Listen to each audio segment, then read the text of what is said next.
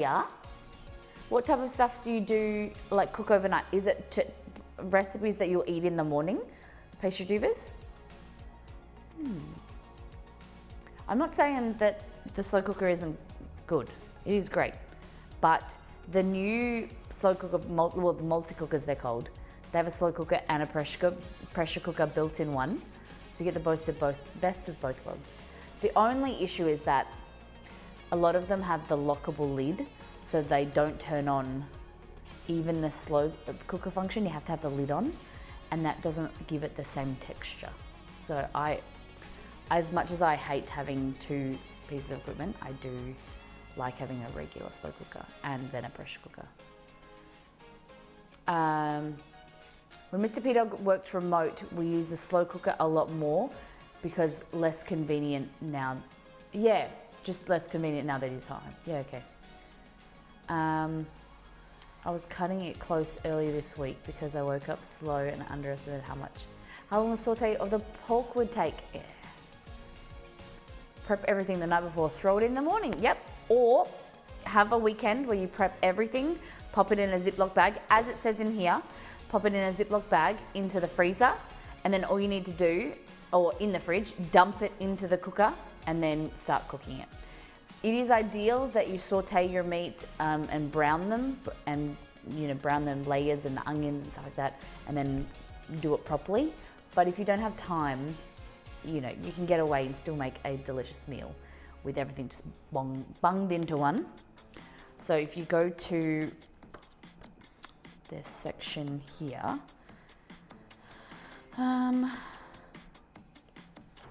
tips and tricks. It's about altitude, alcohol, high heat, and a slow cooker is not always best, but tips and tricks.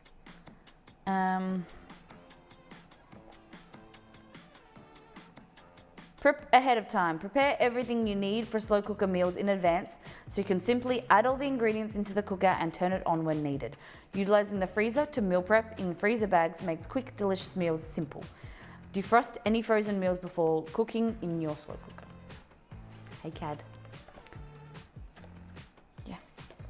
Alrighty. So we're gonna need some chicken breasts, some oil, onion, garlic, ginger, Thai red curry paste, corn flour or cornstarch, brown sugar, coconut milk, peanut butter, coriander or cilantro if you like, and some stir-fried veggies. Okay, so it's very, very, very easy. I bought a glass lid for my multi-cooker. You can do that, Delirium? What? Oh, you have an Instapot, right?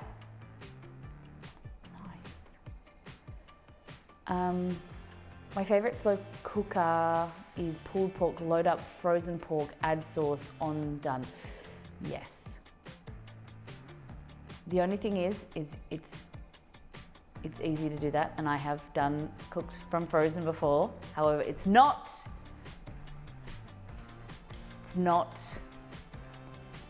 exactly the right way, because cooking from frozen, like heating it from frozen, means you're in the danger zone.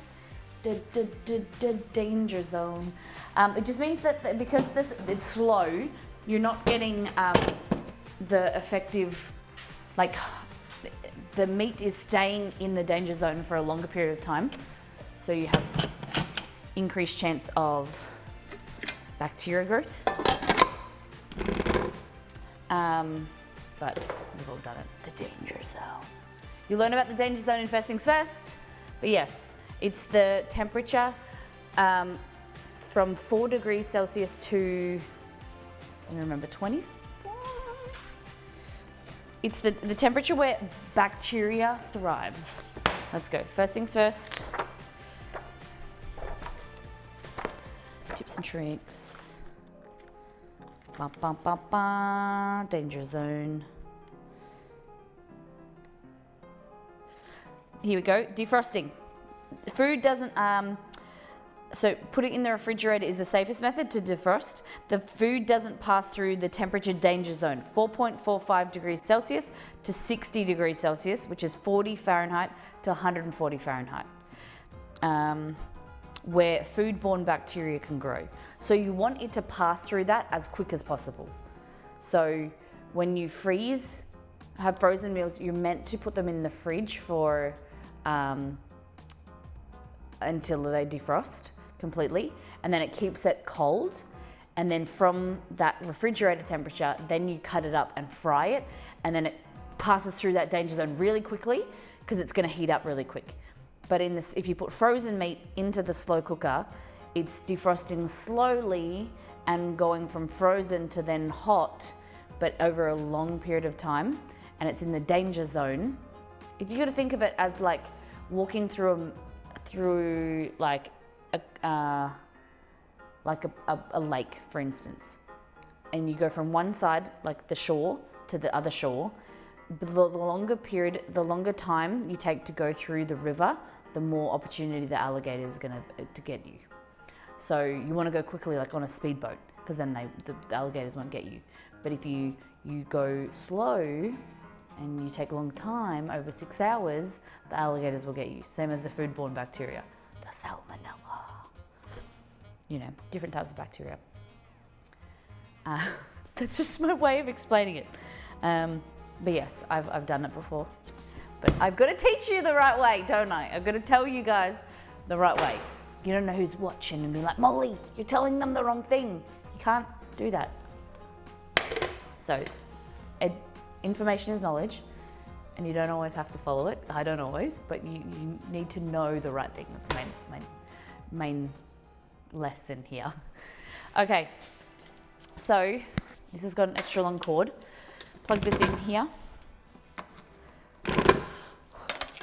What you're saying is I need to buy a boat. No!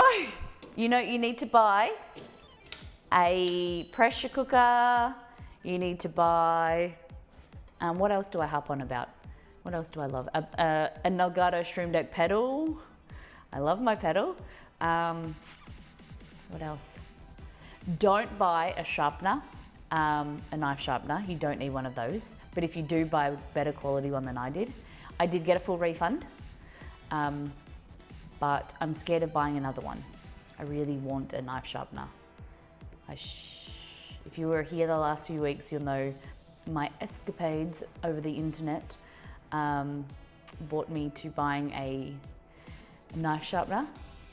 Turns out it was crap and it was a scam, but I did get a full refund. I bought a good sharpener. Goes on my drill.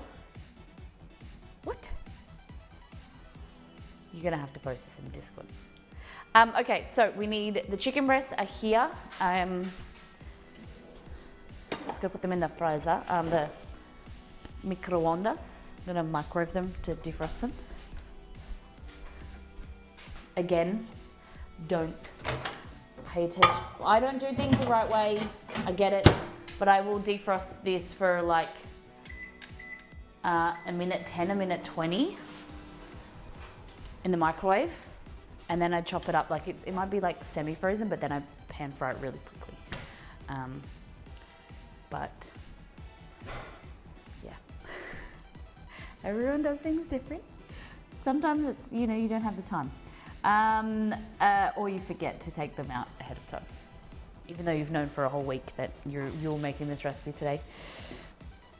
I was laying in bed last night thinking I need to take the chicken out, and I was like, I'll just defrost it in the morning. Okay, garlic, ginger. What is something that you, cooking-wise, that you know that you're told you're not meant to do, but you do it anyway?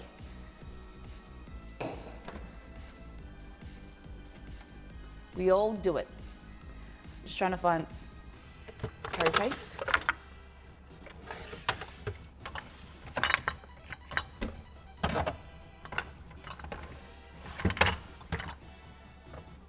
Hey Google, add red curry paste to my shopping list.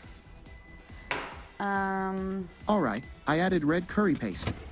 Carrot. What else do we like in our curry? Coriander for later. Broccoli.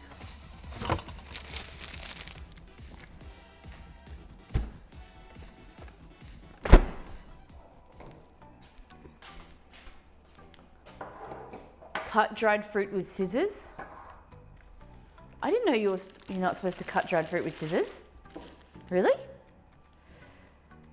I microwave frozen waffle and pancakes. I like that. I dip buttery knives in Vegemite jar. You're naughty.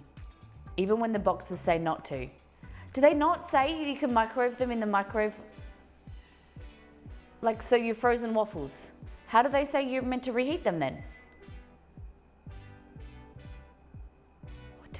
I put pineapple on pizza and eat my steaks well done. Out of Khan. That's naughty.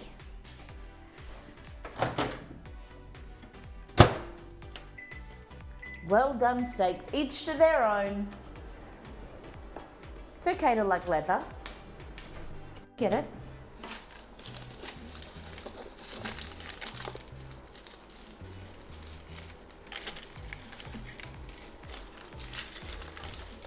Hey, there's no Google Home in here anymore. Damn it. This onion is growing. Hey Google, add brown onion to my shopping list. They say toaster or oven. Sure, I added brown onions. Who's gonna put waffles in an oven? I would put them in the microwave or I would put them in the toaster. What do cats use to make coffee? A percolator. I like it. Look me now, Armageddon night. How has your week been? Dried fruit. I can honestly say I've never cut dried fruit with scissors. But I'm not a big dried fruit person, but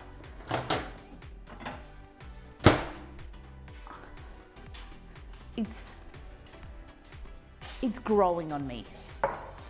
I still don't like sultanas or raisins, but dates, good. What else is a dried fruit? I don't like dried banana. I think that's disgusting. Dried banana tastes funny. Are you a dried banana person? Dried apricots, not really. Like, it's not like something like would eat straight. You know, like as a snack. Dates are good. Dried cranberries are good in like Middle Eastern food. Dried cherries, I like dried cherries. Have you tried fried plantains? Plantain, the fresh ones are really hard to get in Australia, but I've had frozen and then fried plantains. And then when I lived in Brazil, I remember having pan fried, like they were soft and I think, yeah, but they weren't like crispy. Is that what you mean when you say fried? Or dried? Dried plantains, no, never. White chocolate and dried apricot scones. Ooh, that sounds good. Apricot prunes, I don't mind a prune. And dates are my favorite. Prunes are good. I think prunes from when I grew up, prunes had that common, everyone, like when you think of prunes, you think of old people. Is that what just I feel? Do you guys feel like that? Like when they're commonly associated with old people because prune juice makes you poop.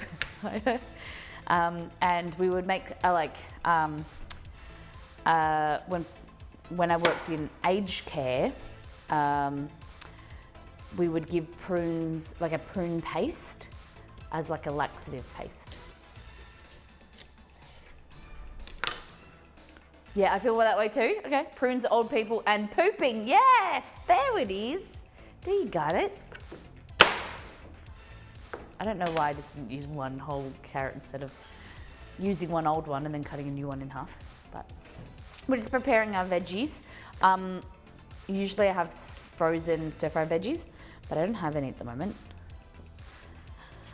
So just dicing up some carrot, or slicing up.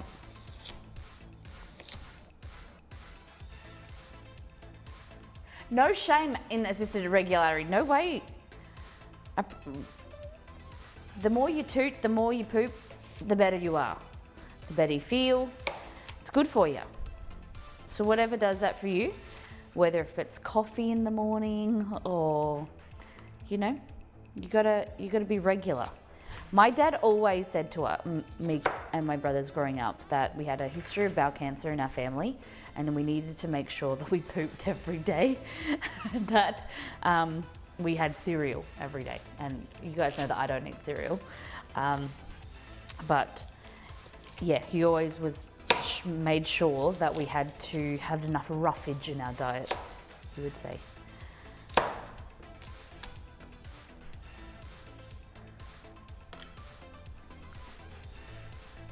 This is true. I cannot tell you how many people come for abdomen pain when they're constipated. Yes. I think I read on Reddit that because it was basically to explain the astronomical healthcare prices in the US. This person was saying that they had this incredible stomach pain, and they were in the emergency department for like 5 hours or something, and they had this incredible pain, and they thought they were going to die, and then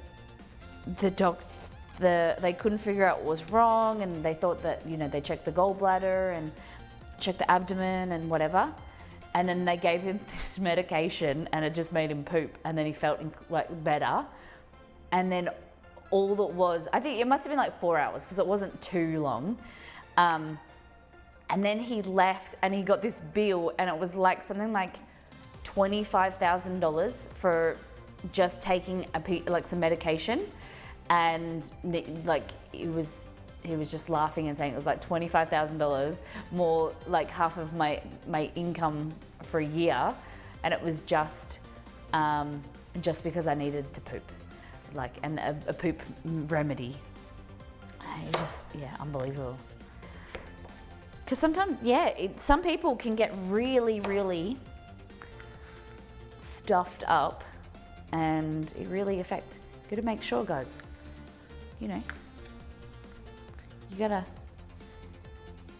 eat more healthy, like, I think it's like healthy sugars and healthy, you know, things like dates and prunes help with getting things moving. Caffeine can, but the biggest thing is fiber in your diet. I don't know why we got onto this conversation, but yes, fiber, roughage, green vegetables. Kale is really good. You guys, I'm a lover of kale. Cereals, low sugar, high fiber cereals. Fibers, yeah.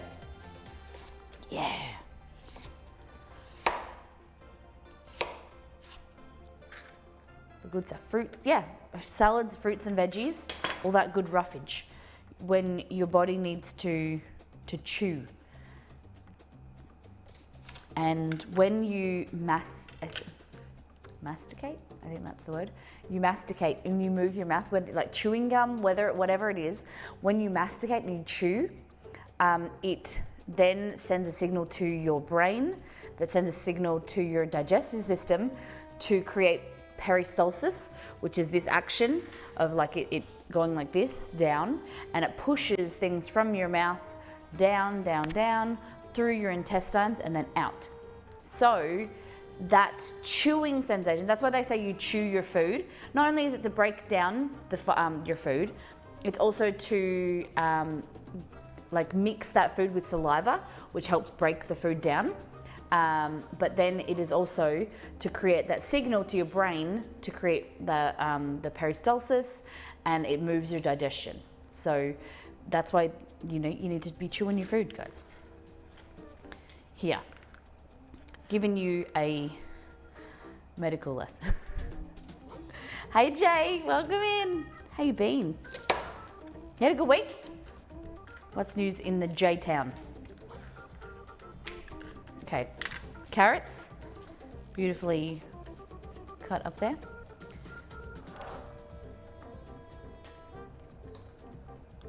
Lovely, lovely carrots. Oh, that's the wrong one. Bang, here we go. Carrots, and we'll go bell pepper.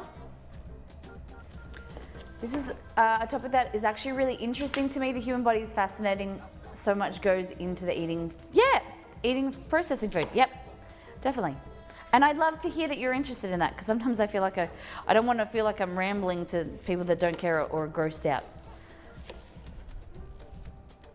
The human body is incredible.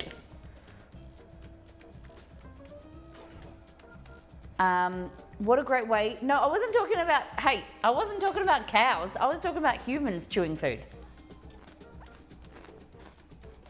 I was talking about humans. Hey, Chuckles. I'm going to be making some martinis a little bit later. Or a martini a little bit later.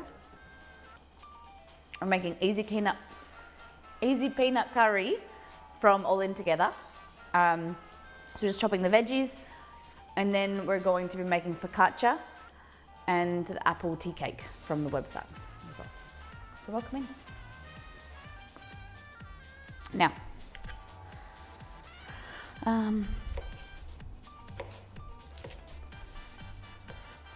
so I like to, when I do a stir fry, if I'm chopping the veggies up, or instead of using frozen ones, I like to do them different textures. So these are long kind of batons, and then these will be larger kind of chunks.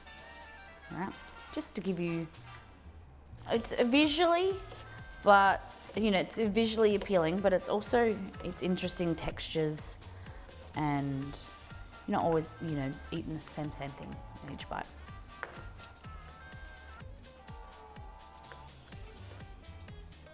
Are these things you look out for when buying fresh veggies? What do you mean?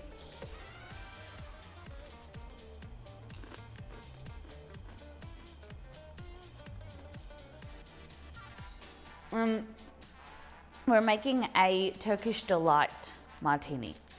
So rose, lemon, cranberry juice. It's going to be delicious, hopefully. I put the recipe in Discord, the one I'm following. It's from Kidspot, which I find is really strange. The website is called Kidspot.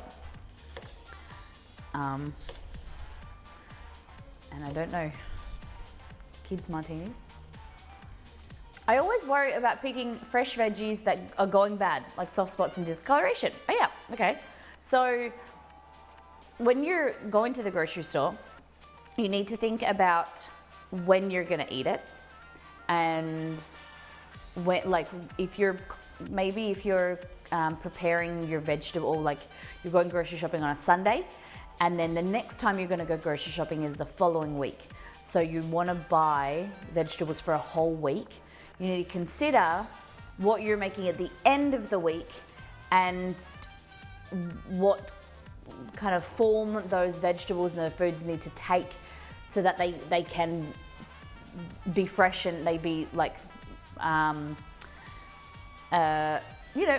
fresh enough to get there, and they don't be wilted, they don't have bacteria or whatever. So if you're, for meats, it might mean that if you're buying on Sunday, you're putting the stuff in the freezer that night, so then you defrost on the Thursday so you can cook on the Friday or the Saturday or the Sunday.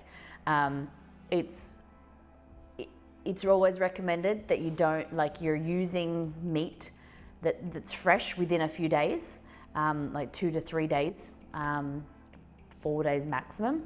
If you're going to go a little bit longer than that, I recommend freezing and then defrosting it the day or the day before, so that it's fresh and you don't have that bacteria growth. Because you just risk having a product that isn't, like, it potentially will make you sick, and also not be as flavorful or have a funk to it.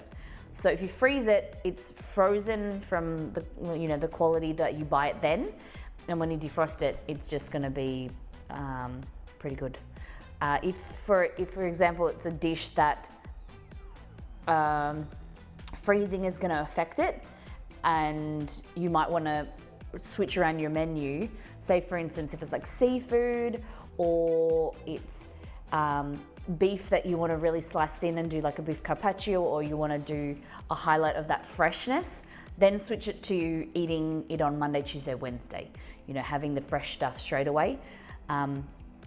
Freezing meats and freezing products, different produce, can slightly affect their texture and or taste. So you just want to be aware of that. When it comes to vegetables, you're always thinking about when am I going to eat this and what do I want it to look like or taste like or be like when it gets to that date. For instance, if you're buying an avocado on a Sunday and you want to make guacamole on the next Saturday. Hey! Thanks to a Cadmos Tech for my sub gift. Thanks, Dex. Thanks for the resub. That's your 3 months, 3 of 3. There we go. Welcome back, Dex, for another month. How many months is that in total now? Doesn't say.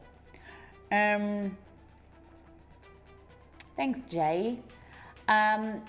So yeah, if you're wanting to buy avocado on a Sunday and then you're going to make guacamole to serve, on games night with your friends or something, you want to buy slightly underripe veggies or fruit. So they're just very slightly underripe, because then it allows them to ripen over the period of the next 6 days until you have perfect avocado on the day. So that means underripe avocado means slightly firmer. Still being, if you're looking at like a Hass avocado, it's still a darker color, but it's just firmer. Then it will start to soften over the period of 5 days.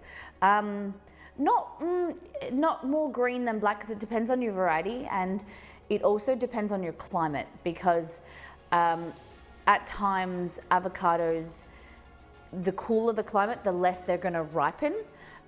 If it's summer, for instance, and there's a lot of bright air or light, I think that plays into the fact, and also the warmth, it will ripen quicker on the bench or the fridge. Whereas for me, I always get a firmer but still black, still blackish. I think they're off black, aren't they? Not completely black. A darker avocado. If you want it to ripen quicker, you put it on the bench. If you want it to ripen slower, you put it in the fridge. So bench or fridge, you can choose. It depends on what type of vegetable out of kind that you're talking about, what you're wanting to buy. You want firmer, like your greens, you want them to be bright green. You want them to have no discolored parts or leaves, no browning, no spots on them. Or if they are a little bit slightly brown, you can rip them off or cut them out. This is a perfect example. So, it looks okay there, but if I turn it, see these leaves, they're a little bit discolored. It's okay because I'll just pull them out, but it just means that it's older. So you want really bright green leaves when you're buying herbs, and you'd want to avoid buying a product like that's brown, but these are old. And you want to store them effectively. Put them in the fridge. The best thing that I found since we've got the new fridge is I never used a proper vegetable crisper or a humidity controlled kind of box. And it's fantastic. My fruit and veggies stay much fresher for longer. They ripen slower, so I can buy more avocados and then ripen in the fridge, or I can buy them at their peak and they stay really, really lovely for longer. So it's about how you buy them, but also how you store them.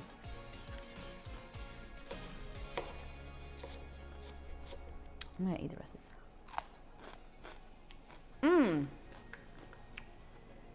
I've heard that. Storing your herbs in a jar, but I don't know about you. I do not have room in my fridge. Even with the big fridge that I have now, I don't have room to have, and the idea of it as well kind of irks me out, is having open jars of water in the fridge door to stand up. The door, they slam and the water can go everywhere, but also having them able to stand up and not get squished or taking up too much room. I don't like the idea of that. So I just keep them in the little sachets that they come in, and I put them into the crisper, the vegetable crisper, and they just stay nice for about a week, or a week plus. So yeah. Put them in the main fridge area. But if I put that in a jar, I suppose, but it's probably as tall as a bottle of milk. Vegetable crisper, we're going to change the DNA. It's crisper's DNA, right?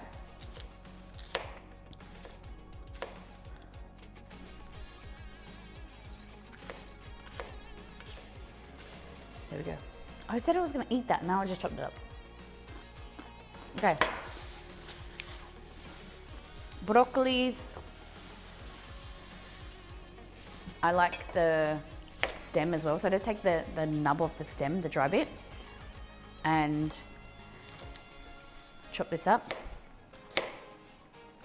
There's a lot of nutrients in stems, and you know, your broccolis and the bits that you usually, you know, chuck out, you should chop them up smaller if that means, you know, you're gonna eat it.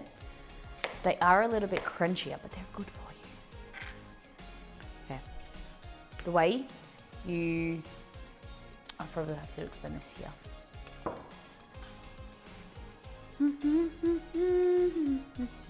Rotate that like this. Get all the color. Okay, so if I was to chop this piece of broccoli like in half, right? That's all gonna crumble, which is crap. It's annoying.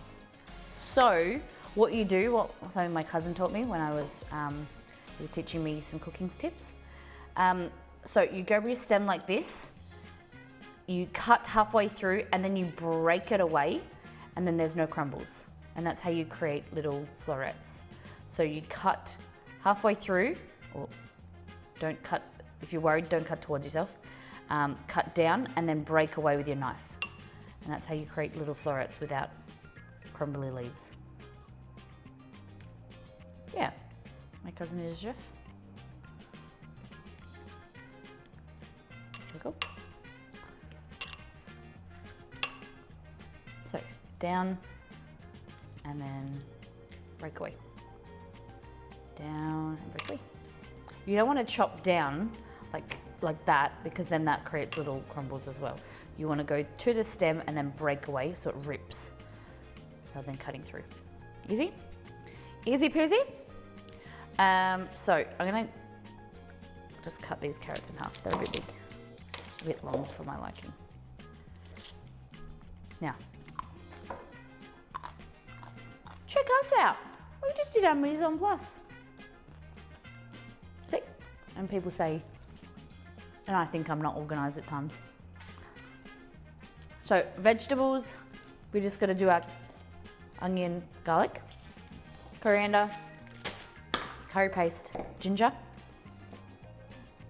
I'm working my way through this. It was a substitution. I asked for fresh ginger and they gave me a jar of ginger paste. It's not actually too bad. It's called Gallico. It's not a bad brand. I was very hesitant to use it because I preferred fresh. It's not too bad. Okay.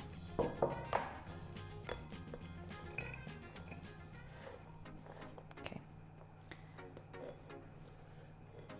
You want to separate, ideally, separate your vegetables. Heartier vegetables are your carrot, then your capsicum, and then your broccoli. The reason broccoli is technically probably a bit hardier, but I like it to be crunchy, so I like to cook it a lot less. Gallico, G-A-L-I-K-O, Gallico. Gallico. Easy. Hello, Nights Camp. Good morning. We've been streaming for 1 hour and 4 minutes.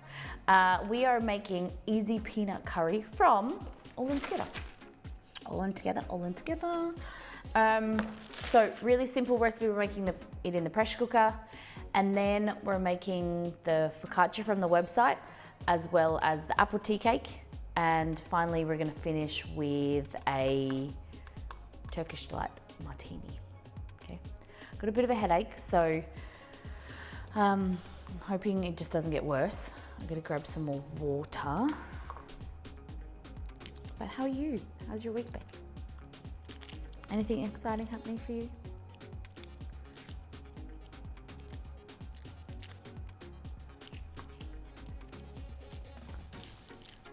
Shaken, not stirred, of course, shaken. No, we're gonna blend it. We're gonna blend it. It's gonna be like frozen. We were meant to freeze the cranberry juice overnight, but I didn't read that part of the recipe, so we're just gonna use ice. Yeah, it is more of a chill stream. Isn't every stream chill? I hate not streaming. It makes me feel uncomfortable. And I always know that if I cancel stream, I have a nap, and then I'm like right as rain. Then I'm like, I could have streamed. Like it just frustrates me because then I feel like I've wasted the day, and I could have streamed. So. Where's my grinder? Well, sometimes there's music and dancing, outfits and games. Yeah, well, no, that was on Monday. We did the black and white stream on Monday. Just trying to find my garlic press. One moment. Kilo flour while I'm here. Go.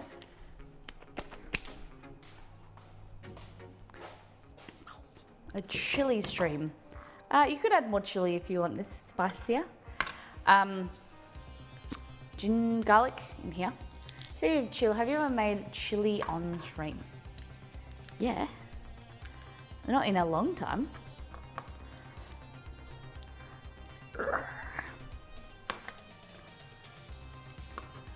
I was tossing up so bad to add a chili recipe to All In Together, but I didn't end up doing it because we got the ragu and everything. But I think, isn't there a chili? There's a chili con carne recipe in First Things First. You could always make that. You like chili, Dex? Oh, I am thinking of creating a shopping guide, especially for spices, for a lot of you guys who are worried about what spices and things that you'll need for All In Together. So like how versatile the spices are, like to try and convince you to invest in spices, being like, okay, you need these 10 spices. They're the only spices that are used in All In Together. And so how, to try and show you how versatile creating those spices, buying those spices, how often you'll use them, rather than feeling like it's overwhelming because you don't know what to buy because you don't want it to go to waste. Maybe the next could be a spice rack. Imagine all the shipping, because remember, everything that we sell in one country has to be sold around the world, and shipping is really hard. We need you guys to keep buying books. We need to reach this. We need to reach this. And then we can start doing everything else. Like, this is the cost. This is how much, 5,100, and that's how much 4,500 is how much we were recouped of the printing cost. So we need everyone to buy books, All In Together, First Things First, or both, or a merch pack.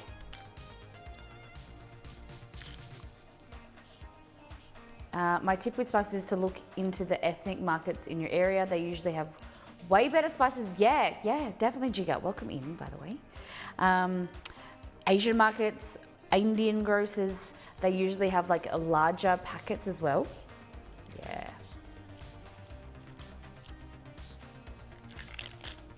What have you been cooking up this week, Jigga? All right, I'm just gonna peel this onion.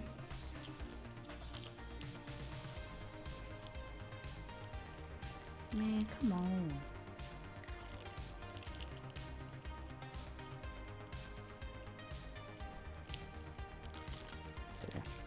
Easy. Rice, yeah. And buying rice in bulk. So your I think I bought 5 kilos or 15 kilo bags, which is like 10 pounds or 30 pounds of rice. The bigger you better, the bigger the better. It's more cost effective.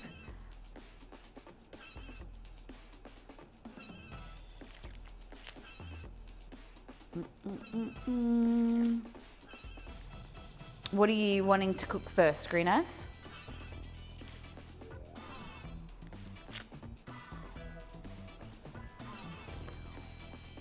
All right. So just slicing onion. You can slice it or dice it.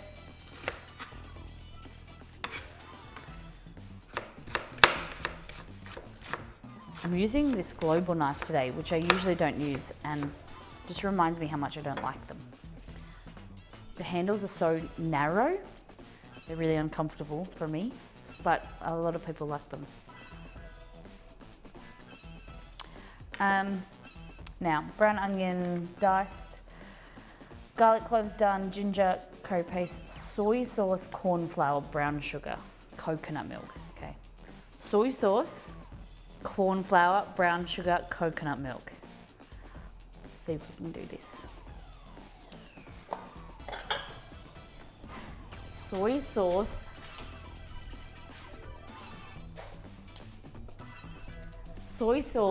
brown sugar, corn flour, coconut milk. Okay, so coconut milk, soy sauce, corn flour, and brown sugar. Oh, put it in this one now.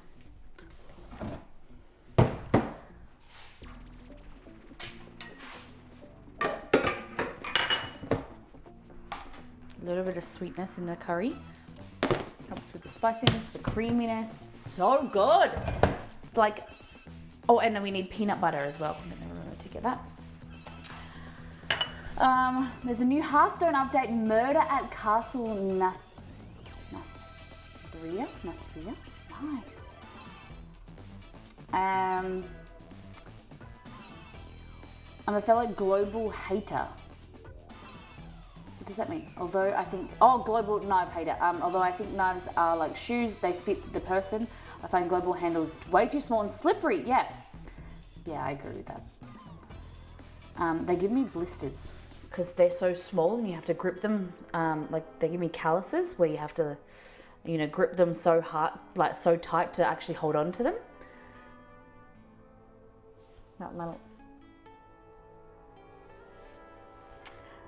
Let me show you the, I don't know what the Wyze camera would look like, but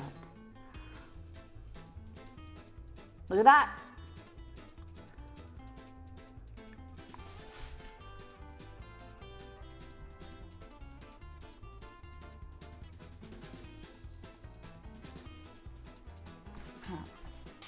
The lights are going to be installed tomorrow. You guys are not even going to, you're not going to be able to live. I'm not going to be able to live. Imagine me not complaining and telling you guys, oh, guys, don't worry, I'm so sorry that the pantry's got no light. I'm so sorry. We're just not going to have that anymore. But I haven't got confirmation yet what time they're coming. So Exceed and I said we would cry if they cancel or they're not coming tomorrow. I've meaning to ask, I've never seen a kitchen layout like this. Was it custom? 100% custom. We designed it ourselves. This style of kitchen is very common in Australia. It's it's a larger, obviously a larger space, larger budget design, but a scullery or a butler's kitchen, it's called, is increasingly more kind of common for new houses, like new builds, so that you have like a space that's hidden. There's a like a kitchen nook, and then an upgrade to that is a walk-in pantry, and then there's something else. Then there's a scullery. So so it goes. There's a kitchen nook, which is just a space to put like your like appliances on. Then you have a larger space, which is a larder or like a walk-in pantry.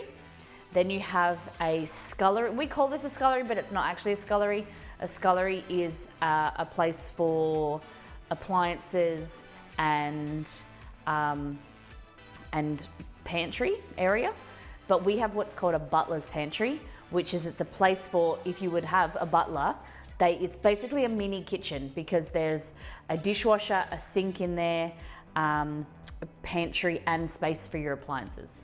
So it's just a larger area. So we designed this ourselves. We built a wall.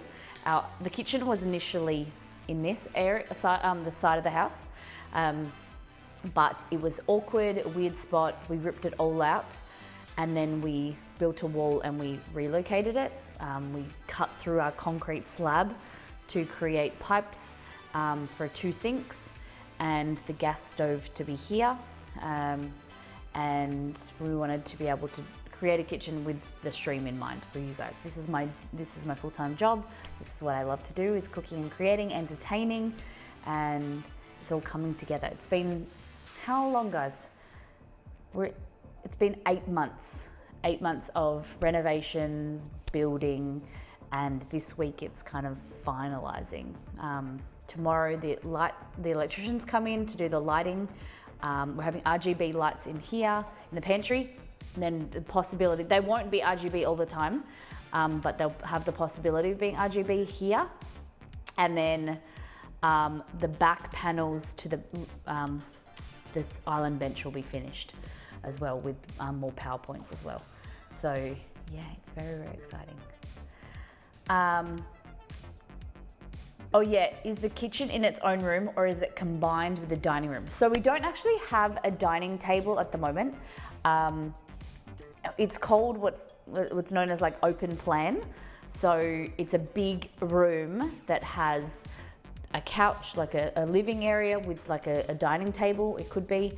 But we don't really use a dining table because the island bench is 4.4 meters. Hey Google, what is 4.4 meters in feet? 4.4 meters is equal to 14 feet 5.228 inches. Yeah, so that's how long this bench is. And then it has places for stools. And so that's where, like if I'm eating or whatever, I'll sit there. And then when people come, we sit around that table. We don't really do a dining table, but we have a dining table. It's just pushed up against the wall and I use it for food photography. And it just is a big flow area. And then we have straight in front of me is the couch and the dining table. And then there's a big door that opens out to our living area, our backyard. So it's basically the way the Australian kind of population live is a lot outdoors and indoors. So you can open up the doors and the blinds here. There's a door here as well and there. And you live, you're entertaining and you can be outside and see outside. So it's the length of 2 basketball players. Yeah, I suppose if you lay them down across, yeah.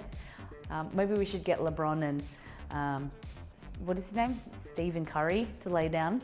We could just measure them. Yeah, we got to design the ideal stream studio kitchen. Yeah, initially when we bought the house, we were thinking about creating 2 kitchens. So a home kitchen and then also a stream kitchen. But then dividing our money, it was creating 2 subpar kitchens, like 2 cheaper kitchens, rather than now what we have is we combined and we made a beautiful dream kitchen. So it is fantastic. There are little things that I will tweak and change if one day we get to build or we create a new kitchen and a new house one day. little things that I've learned, but I love it. I walk in here every day, multiple times a day, and I'm like, oh my God. Yeah, it's really, really fantastic. I've highly enjoyed living vicariously through your kitchen adventures. Oh, thank you. We were hoping to do some work in the kitchen this year, but all of the money literally went down the drain with plumbing and AC issues. Yeah, that's home ownership. You know, our garage door broke. For 6 months, we've had no garage door because we didn't need it, and we've had all the renovation stuff in the garage, and it was not a cost that we wanted to spend. We didn't want to spend $650 if we didn't need to, and so we've just delayed that, and that's what you have to do as a homeowner. Just the little things like our backyard is like a pigsty at the moment. It's like a jungle, things have overgrown, but we're saving money and time building the stream, working on the new website, working on the kitchen, and eventually I'll get to mowing the lawn and things. Yeah, you always will learn with details you go, the things you do wrong. Yeah. What would you change? Who have you learned? I think for the space, we've done the best what we could with the space, but I think having a kitchen, rather than going behind, like walking around, I think the scullery should be like perpendicular rather than running parallel and being behind. I think it should be perpendicular, so then you walk in the door and it's just like around the corner. Or I think my dream kitchen would be like a square, I think, with pantry space built into the cupboards in the kitchen, and then walk around the back and then have your appliances and equipment and other stuff in the back. Because I'm very in two minds of having the pantry walking around where I am different because I stream and I bring the equipment and the appliances and the mixtures and like the ingredients here to then cook with. Whereas I think that if I wasn't streaming, and I do sometimes, I take bowls and cups and I go into the pantry and I cook in there and I make mixtures and prepare the dough in the pantry. So I'm not sure, I'm in two minds of that.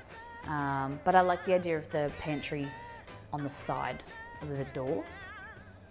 There's all different little things. I like the gas stove, but I don't really like cleaning this stovetop. So I think induction will be better. What else? Cupboards on the back, so the island bench having drawers or cupboards on the underside gives you a more space. What else? Higher bench tops were the best things that we ever did. We raised our bench height. And I am not tall. Exceed is tall. I am not. But I love working at a higher level. It just is so much more comfortable to lean and cook rather than feeling like you have to look down all the time. You're just a little bit more comfortable. It was not that much harder either. Maybe a few centimeters of extra stone, but I don't think we were charged extra for it. Did you see my message on Facebook? I have surgery tomorrow removing the floating bone sliver and stabilizing surgery from ligaments. So you're having the arthroscopy tomorrow and the stabilization?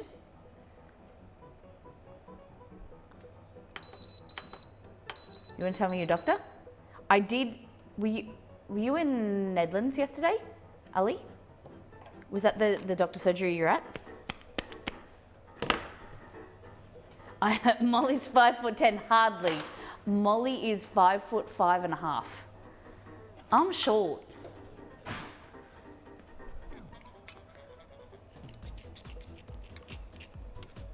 Here we go. Garlic, ginger. Let's get cooking. We're gonna put them in another bowl and then do the chicken. Do it right. Do it right. Do it right. Ali, we were sending you love. We were talking about you this morning, and I told everyone that you hurt yourself. And we were sending you love. and everyone said, every single person in chat, no, they didn't really, but everyone, a lot of people said their love and are wishing you well. Do you need anything for tomorrow? Matthew's getting, he's so lovely. He's really, really nice.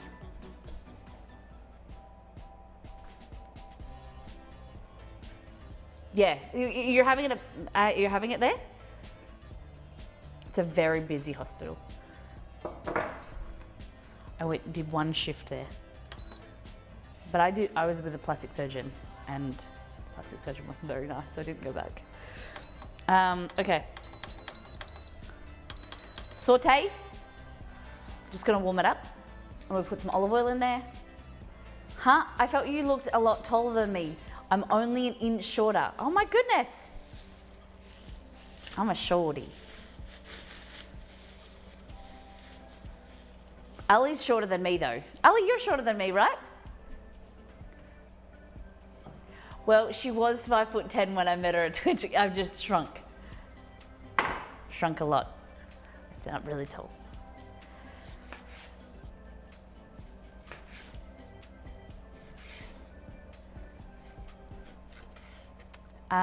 We are making easy peanut curry from All In Together. So I'm using chicken thigh today, or you can use chicken breast, whatever you like. And we're just dicing this up to do our mise en place, our preparation. My private health is paying for the whole thing, $119. That's your excess? It's $119? Oh, sorry, $1,900. Hi, Romy. 5'2". She's a pocket rocket.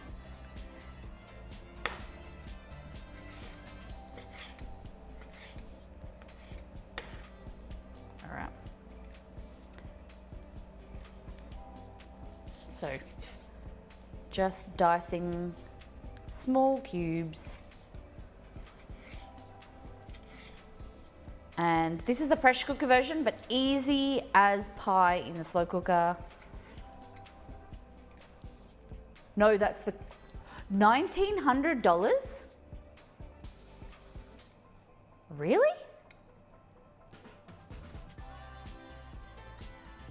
That's, you're having an arthroscopy and it's $1,900.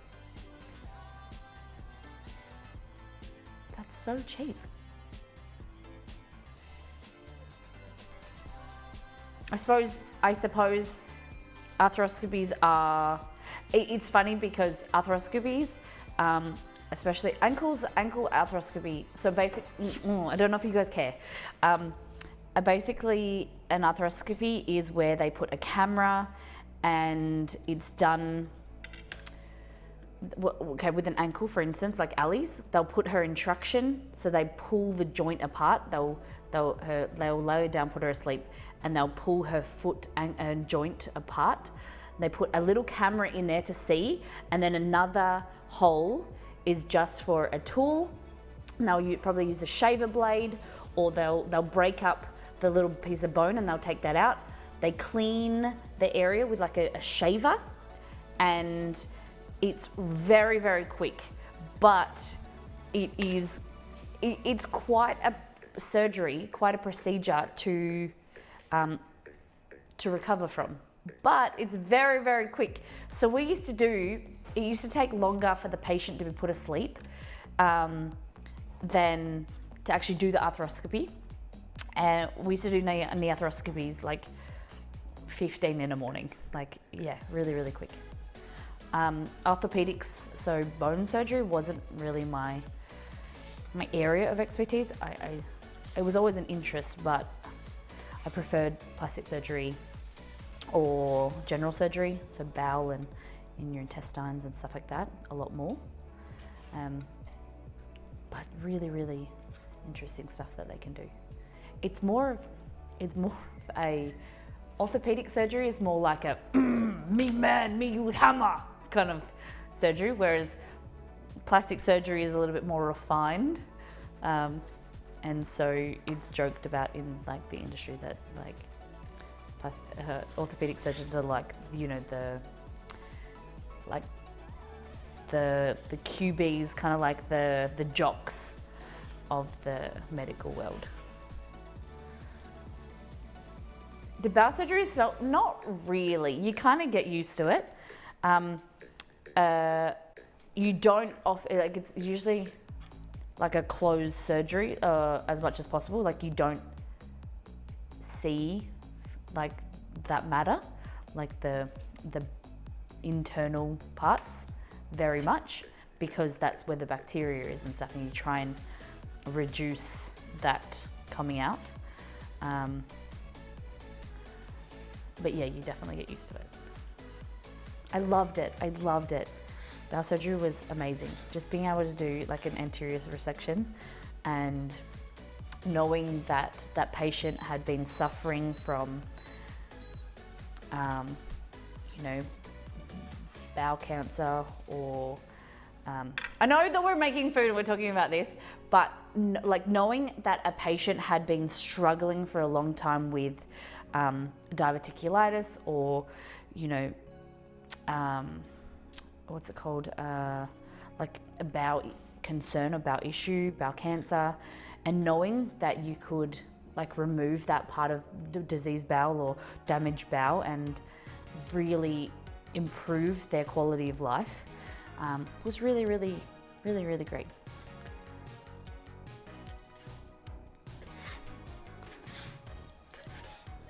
It's one thing that I miss is like surgeries and working with an amazing team. Part of me does really miss nursing. I just don't like the managerial, the red tape, the politics stuff.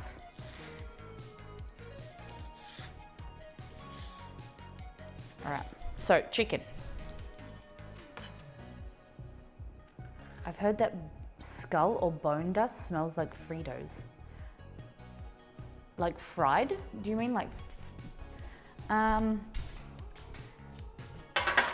the smell? Delicious. Hey, Royal! Finally fully moved into our new house. We've missed so much. Heck yeah, tell us about the new house. That is amazing. How is it all been? Okay. All right, go to the toilet, Ali. Get out of here. Okay. Moving this chicken and the knife taken away. So we've already done our prep and organization. Hey Josh, thank you. Thank you very much. Currently still an unpacking disaster. Oh yeah, oh yeah.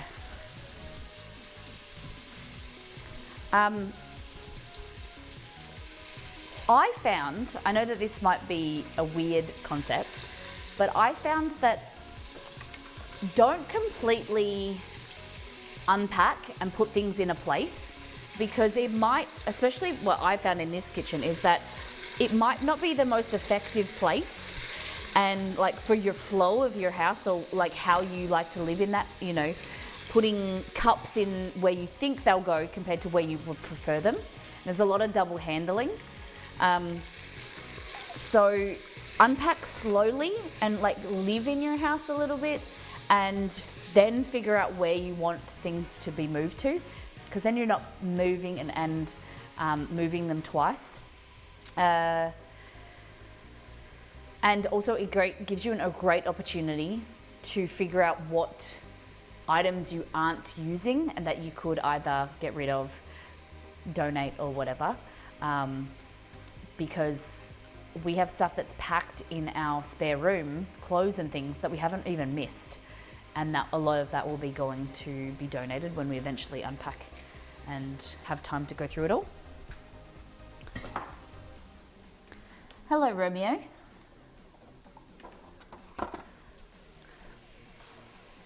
Okay.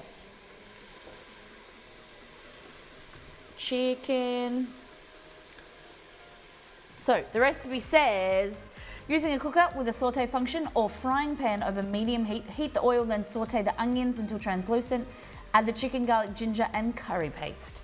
So we just did the chicken first, just because we could. We're adding the onions and the garlic.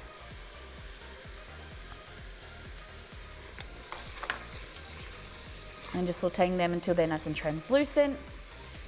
So if you were using a slow cooker, or you didn't have your pressure cooker didn't have a saute function, like a frying function, then we'll just do it in a fry pan and transfer it over. So ginger, we're going to be doing 2 teaspoons of fresh ginger grated. Thai curry paste.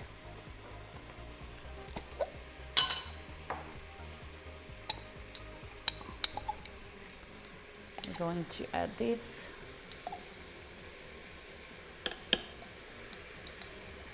All right, I'm gonna, see, if I didn't tell you, you would never know, but I can't lie to you. I ran out of Thai curry paste, so I'm using Massimum curry paste, and I'm just gonna boost it up with a lot of chili. Just not very spicy. But I can't lie to you guys. I can't pretend. But yes, use Thai curry paste. Thai yellow or Thai red. Green is a little bit too boring, but you could use that if you want. Remember, this is a peanut curry, so we're gonna add some peanut butter, and it's supposed to be mild. If you want it, boost it up. This is a really great curry for kids. Introduction to flavors and spices. It's really balanced. It's got coconut milk as well to balance it out. Soy sauce for some umami flavor, and peanut butter for some creaminess and some crunch and some just deliciousness. All around deliciousness. So, ginger, and we're just sauteing this until it looks good. Fab. Now, so we've added the chicken, the garlic, the ginger, the curry paste, frying until fragrant, and the chicken is brown but not cooked through. Combine the rest of the curry ingredients and mix thoroughly. So, what do we got? We have onions in there, garlic, ginger, curry paste, soy sauce, so 1 to 2 teaspoons of soy sauce. Like that. You're gonna mix. I'm gonna turn the saute function off, so it's like taking it off the heat, just so it doesn't keep bubbling. Some brown sugar, bang. 2 to 3 tablespoons of peanut butter. And then we'll add the corn flour last, because I'm going to mix that with the coconut milk. Okay, so what did I say? 2 to 3 tablespoons of peanut butter. So I use crunchy peanut butter. There we go.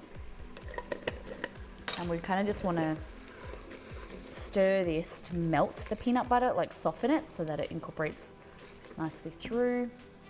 It's a pretty boring looking dish, but once we put the veggies in, it looks a lot nicer. A lot nicer.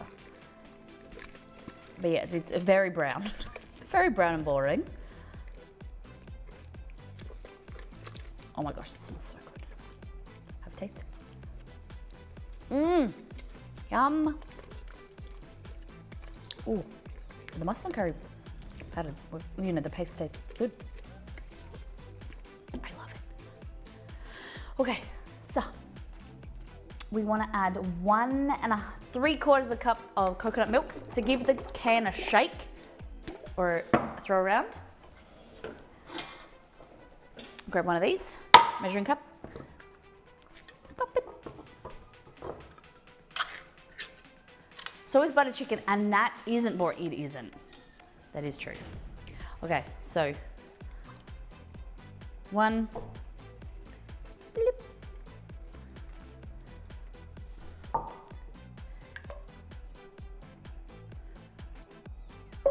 You know, just because this is my last can of coconut milk, I'm gonna do the rest, the 3/4 cup, but with water. And you can do that if you want. You can. Or I wouldn't recommend substituting coconut milk with milk. I would say is do water and then add some milk or cream at the end once it's cooked, if you don't like coconut milk. because you don't have to have, if you're allergic to coconut or you don't like the flavor of coconut, you don't have to add it, but don't substitute it for dairy milk in here, just because you're gonna be cooking it at pressure for 10 minutes. It could separate, like you can do it, but it's just gonna separate and it's gonna not look as good. Alternatively, you can substitute it with complete all water and then add cream at the end, or half water and then add, you know, as long as you have 1 cup of liquid in there, it's gonna cook and it's gonna be fine. You don't ever wanna reduce and cook in a pressure cooker under 1 cup, okay? Molly gone rogue, yeah. Go rogue. Don't tell anyone. Hey, Mr. Boats, welcome back. It's lovely to see you in chat. Look at that.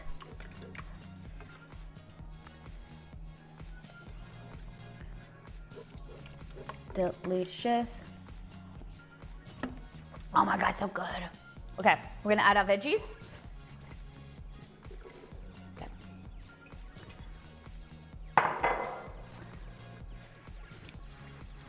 Like that. It's kind of, you can mix them in, or I just kind of like keep them on top. What haven't we added? The corn flour. Corn flour, cornstarch, just gonna help thicken it.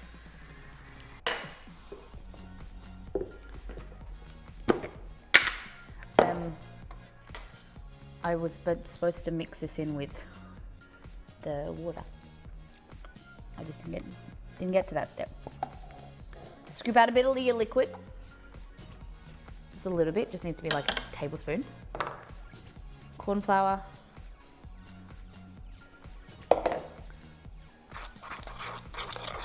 Give it a mix. Like this. To create a slurry, which has no lumps. And then into your curry. Like that. Give it a big stir. Like that. And you might think, oh, I don't want to thicken it more than it is now. But as it cooks, there'll be a lot more liquid that's released out of the vegetables and the chicken and stuff. So you have a little bit more liquid. You can always, if it's too thick, you can always add more stock or water or coconut milk at the end. Cool. Have a taste. Oh God, it's so good.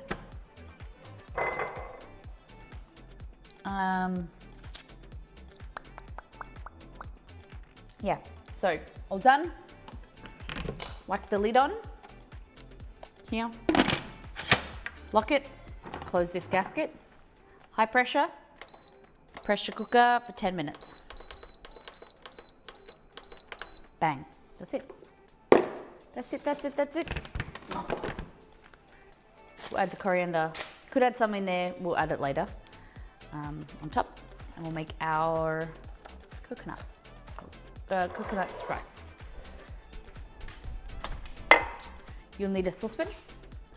Butter chicken is really delicious. Wonderful color combination. It looks a lot better now. Okay, saucepan. Perfect. For the coconut rice, you'll need basmati or long grain rice, water, coconut milk, and salt. If not, chicken stock powder. But I'll leave that up to you. I didn't want to add too many ingredients. I wanted to keep it simple. But add some chicken stock powder if you want to take it up a notch.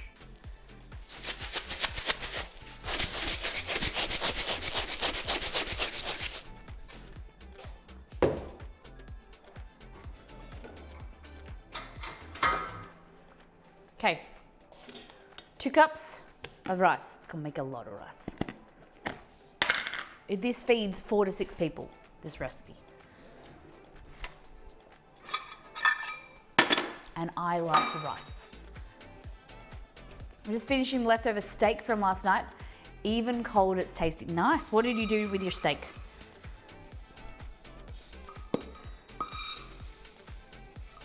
There we go.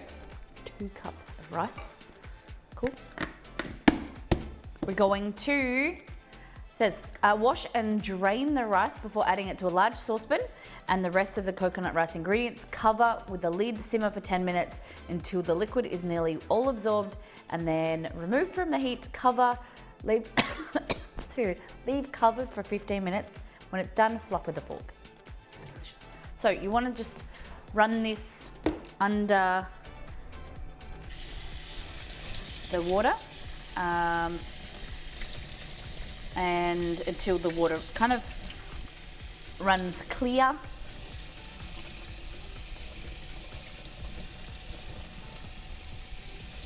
Wash the rice just to remove like some of the starch so it doesn't stick together so much.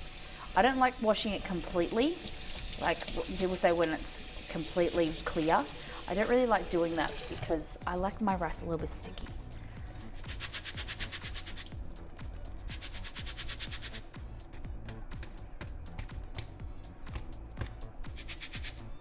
Okay.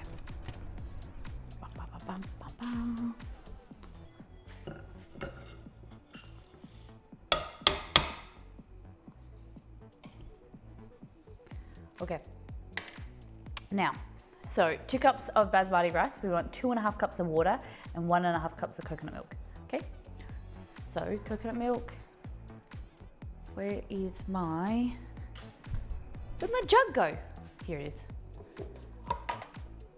Oh, I'm gonna take this all over here.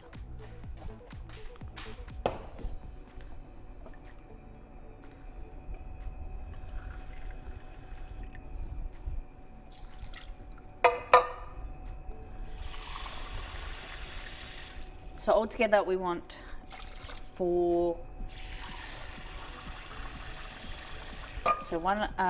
cups of liquid.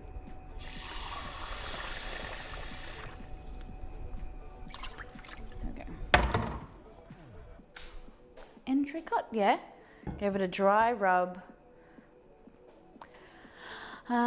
Black and white pepper, smoked paprika, and 5 peppers seasoning. Gave it thorough coating, then heated on the grill in the gas with some rapeseed oil, some spiced butter, and seared the steaks. Ooh. Ate the first one with some potatoes. Oh, that sounds good. What type of, in the 5 pepper seasoning, what's in there? Okay. Salt. I'm gonna put the lid on.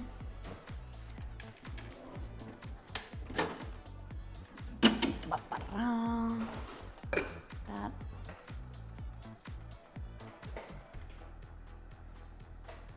There we go. Look how good that looks. That looks amazing. Just you can tell when I talk without thinking. Looks like a big bowl of white water, but I promise you it'll be delicious. Now that is the easy peanut curry. Done. So it'll probably take longer for the rice to cook than it does the actual curry itself. But we're gonna be making the focaccia bread. So this is what I'm talking about. So 4,590, and the goal we need to reach is 5,192. That means to break even for printing the new releases of the cookbook and the original, like all in together, and first things first. No, not this one. Okay, there it is over there. So Turkish Lap Martini will make in a few minutes. Oh, 5 peppercorns. Okay. I can't actually remember all of it. I know that there are some Sichuan pepper, rose peppers, green peppers. Oh, very nice. Nice little mix. Okay. Focaccia bread recipe from the website. So, 625 grams of warm water and 750 grams of bread flour, okay? Then honey, a tablespoon of honey. What is that, 11 grams? There's no gram symbol, okay. 11 grams of yeast, 1 tablespoon of honey, 2-3 teaspoons of salt, a quarter of a cup or 57 grams of olive oil. So good, so good. It's huge though. It's a lot of bread. 750 grams. Only green peppercorns are actually true peppercorns. Yeah. I wonder why people have given them the name peppercorns then. Is it because it has a slight, peppery flavor?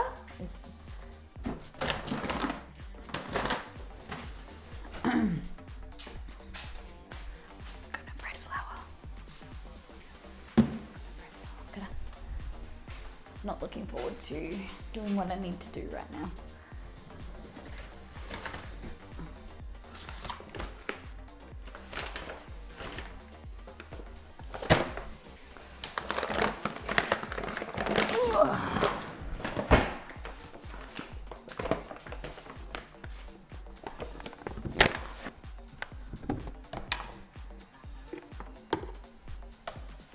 White, black, and green peppercorns is actually the same plant. So white peppercorns are, green peppercorns are the younger variety, is that right? And then the black peppercorn is a black peppercorn, and then you remove the husk, and then it's a white peppercorn. Is that how it goes? What is this Thai? The peanut curry? Is that what you mean, Josh?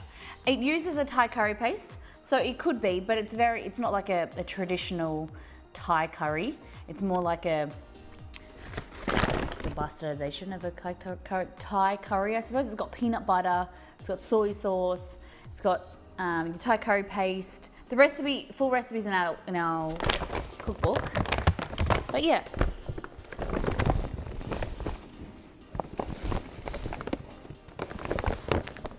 Green is unripe and white is fully ripe, and the black is actually the white one's ferment.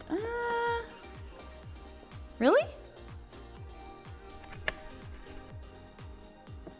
I thought that the black ones and the black, if you just remove the outside layer, like the black shell, that is the white pepper. So that's why black is a lot stronger in flavor than the white, because the black contains the white and the black. Does that make sense? It's like Spider-Man wearing a cape. Take the cape off and Spider-Man. Take the cape off, it's black, but then you take the cape off, it's white. Pepper. I don't know. Now, scales. Big bowl.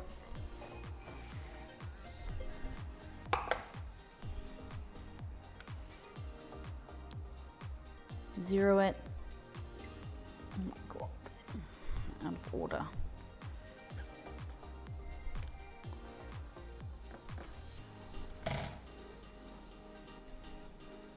I just put a new battery in it.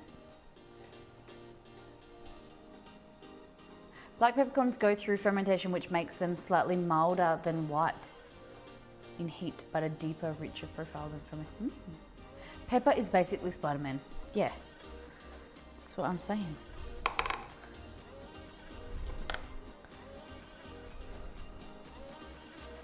I think the scales only take 5 kilos, and this weighs more than 5 kilos. I have that bowl molly in blue, the same one. My grandma gave me this. Well, my dad gave it to me when my grandma passed. Really? That's so cool.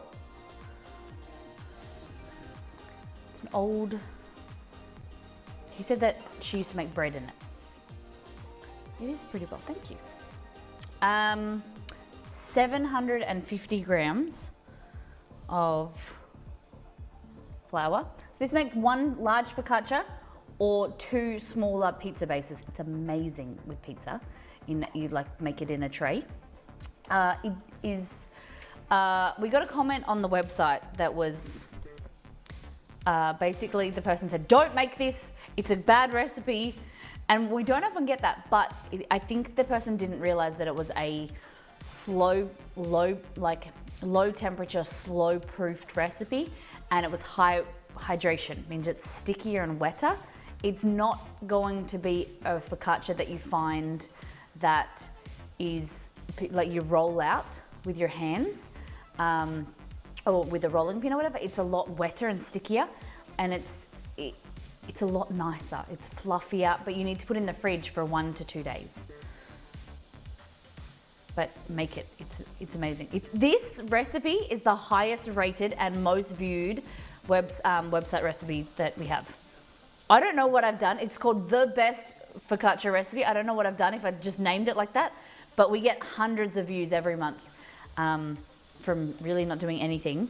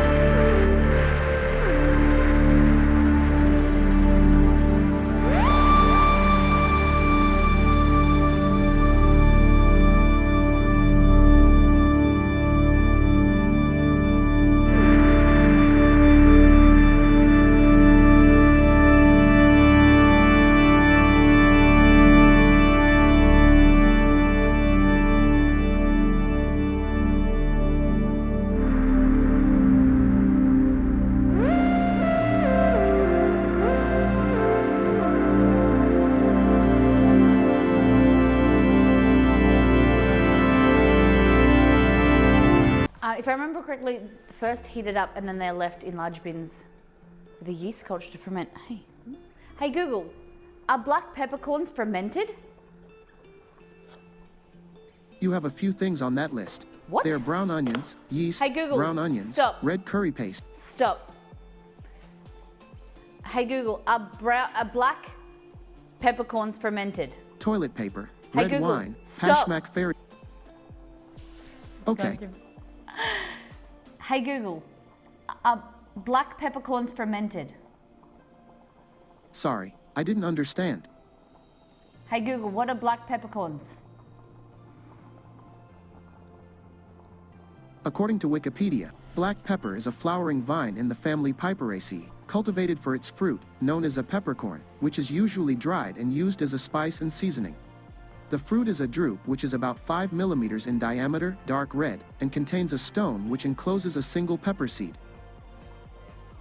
Hey Google, what's the difference between white and black pepper? On the website thepioneerwoman.com, they say, freshly ground black pepper is often described as hot, floral, and pungent. White pepper has a less pungent heat due to the chemicals that are stripped away when the skin is removed. People also ask me, why use white pepper instead of black? Want to hear the answer? Yes. On the website greatest.com, they say, freshness is key to good white pepper, which turns stale and bitter faster than black. While black pepper is more common in American kitchens, using white pepper in light-colored dishes for aesthetic reasons, such as white sauces and mashed potatoes, is a tradition that originated in French cookery. Unpopular opinion, I don't like white pepper. I don't like the flavor of it. KFC, I know, like the taste of it, I just not a fan. But maybe I've just become a Oh, that scared me. I had my back turned. It scared the bejeebers out of me. Maybe I have just grown up with like stale white pepper. But I'm not a fan of it. Black pepper all day. Hey Google, are black peppercorns fermented? Sorry, I don't have any information about that, but I found something similar. Do you want to know, do black peppercorns come from? Yes. On the website McCormickScienceInstitute.com, they say, black pepper is obtained from the small dried berries, peppercorns, of the vine Piper nigrum. The name pepper is derived from the Sanskrit name of long pepper, Pipali. Cool story, man. Sorry, who do you want to call? Stop. Alright. 625 we're looking for.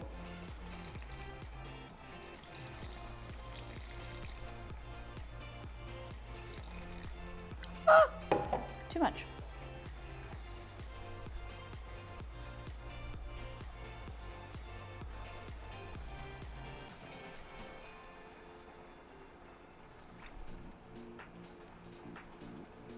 There you go. Okay, let me Google it for a bit. Tell me. All we need to do is add some honey. But you never knew you needed it in your life, but you do. You need focaccia in your life. Make this recipe.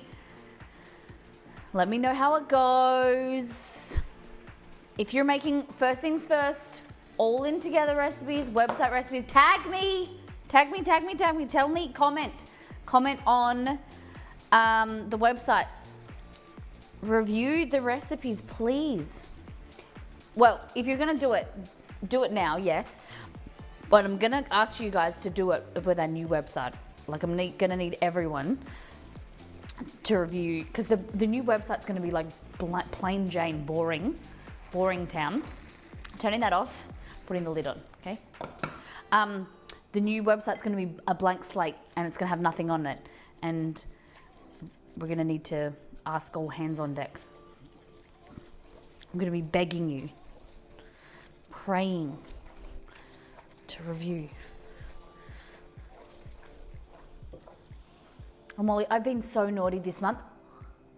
I've made beans, banana bread, and Malaysian curry from all in together and not taken photos.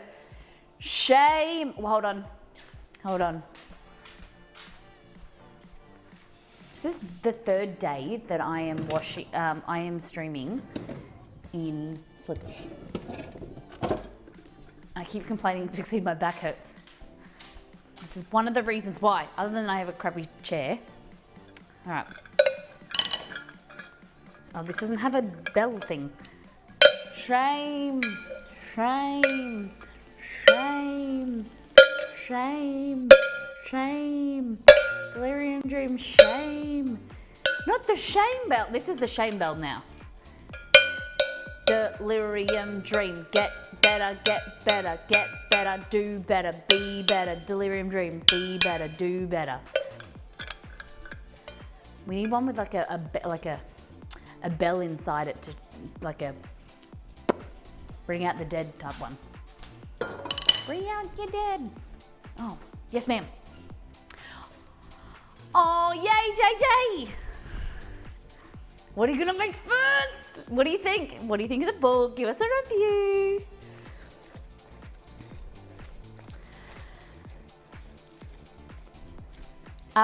Also, how did the beans, the banana bread, and the Malaysian curry turn out?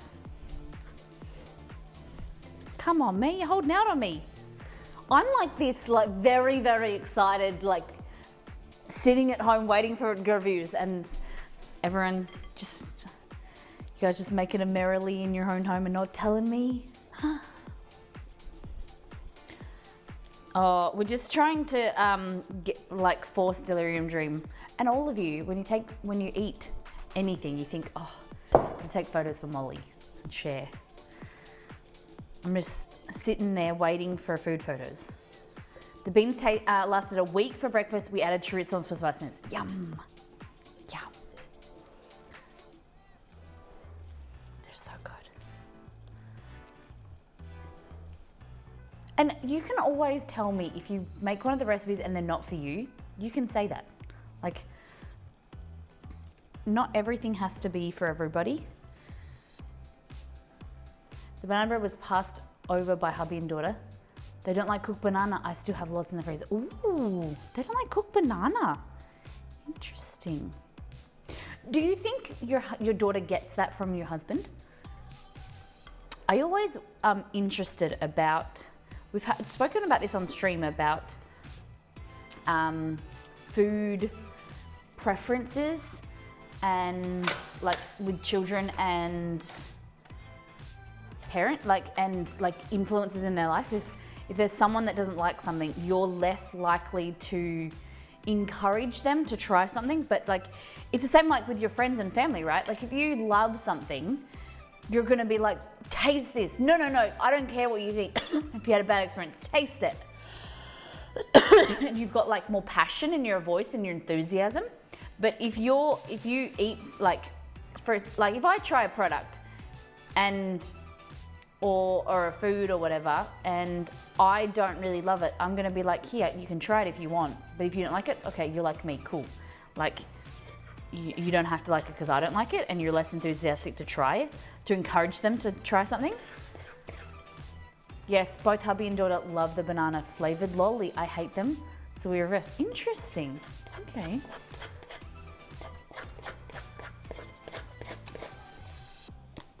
All right, so this is focaccia dough, right?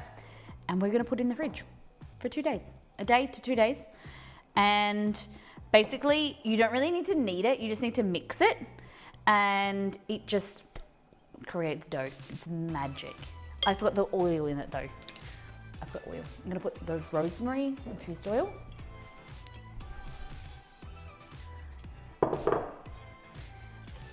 It is so easy.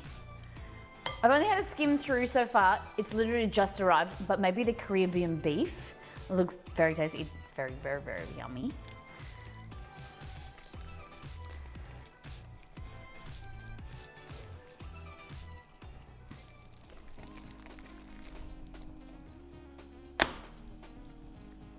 Love it. Okay. There we go. And then that's just gonna go in the fridge. I usually find anything banana flavored to be horrible. Yeah, it's because they use the flavor, that artificial banana flavor, is based on an old variety of banana.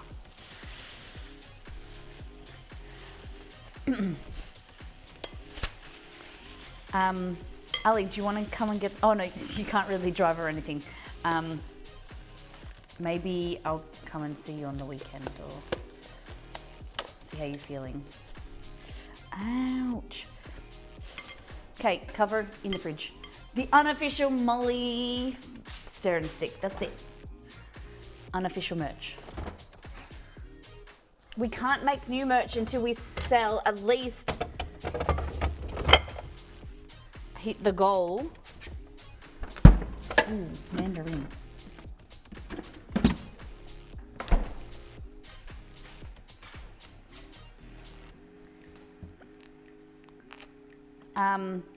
Yeah, so the banana flavor is based off an artificial, an old variety of banana that no longer exists anymore. It's extinct, right?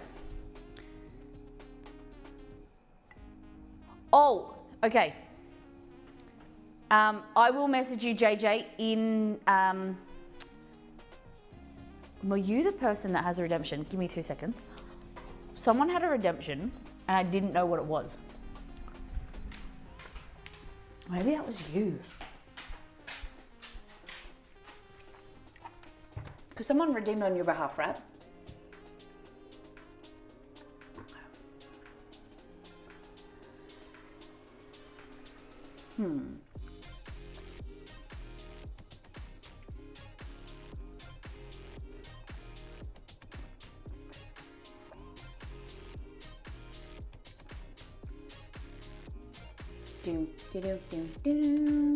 Okay.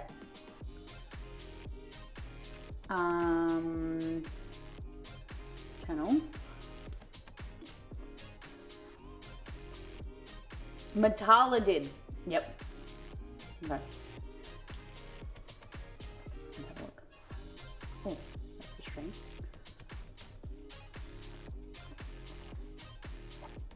Okay. The curry is finished.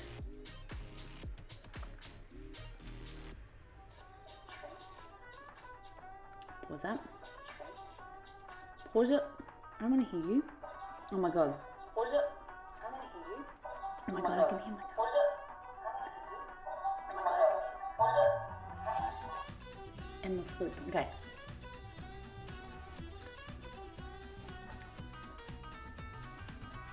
Oh no, I've got a redemption from, but I've got to figure out. Alright, I did Dex's. Just while we're live, I've just got to figure this out because Green Eyes redeemed Dot, which I didn't know what it was. Cad redeemed whatever JJ wants. So what was that, JJ? And then it was Cad redeemed what Piece One Liz want, which they want Tareen. Piece One redeemed I've got the points. And then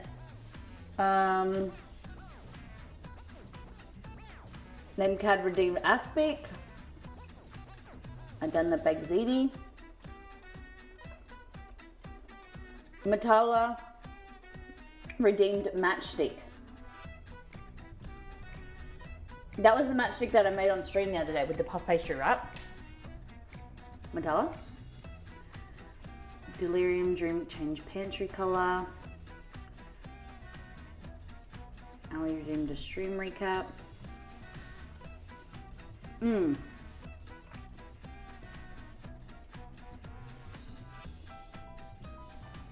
Okay, so Matala redeemed Louise Slice. Okay, 9 days ago.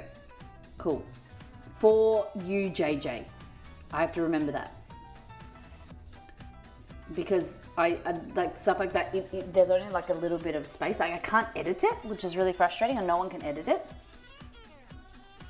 So we're gonna note that down. And then Cad redeem whatever JJ wants. Do you know what that's about? What JJ wants. Do you know what that's about? Oh my god. What JJ wants. There we go. Do you know what?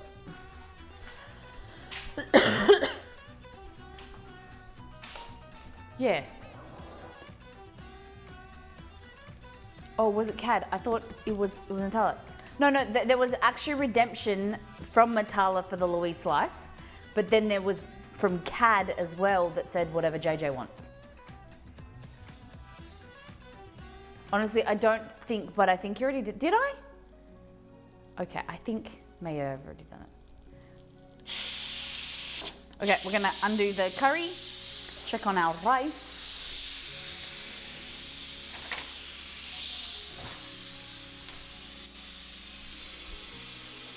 Oh my god, I didn't realize I was still in the pantry. I was just talking to you guys and I didn't even realize the camera hadn't switched. Sorry. Okay. This is the coconut rice. I bent the cable.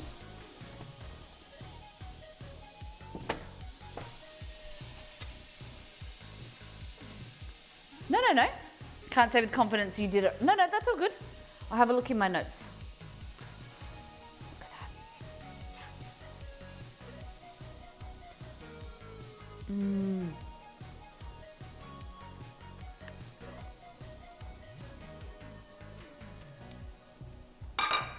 Looks good.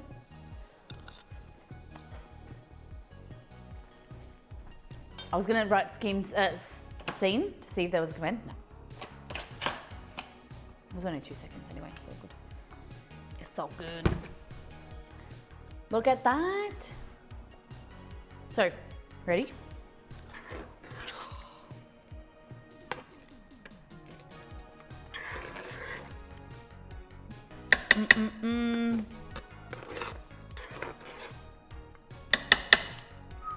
So good. Give me 2 seconds. So if you find that you want it thicker,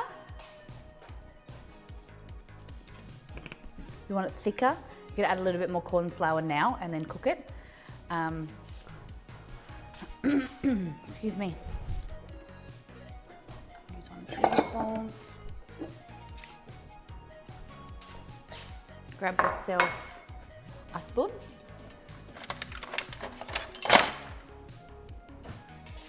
Some rice.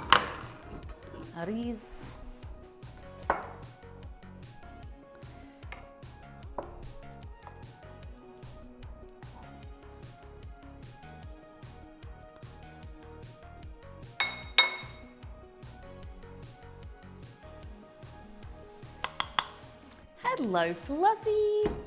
How you doing?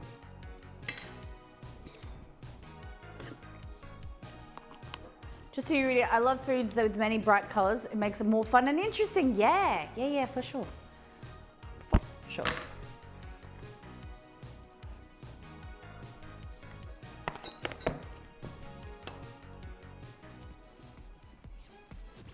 I'm just adding some stock to this rice, stock powder.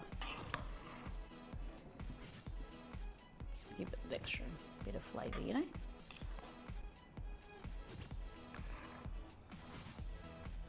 Ali, it's so cool that you could, so good that you got in with the surgeon so quickly. And hopefully it's going to be all organised. Hey Megan, how you been? How's everything been? Okay, are you ready?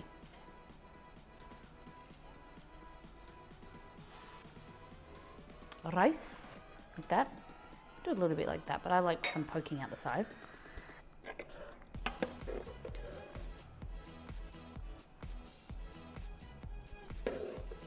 This is a small kind of spoon, so it's gonna go slowly.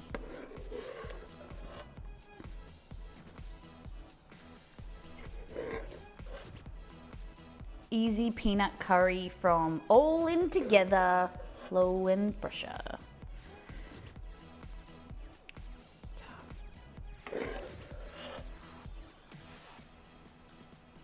Look how good. Like that. And then, yeah? What have you been making out of it, Megan? We'll finish with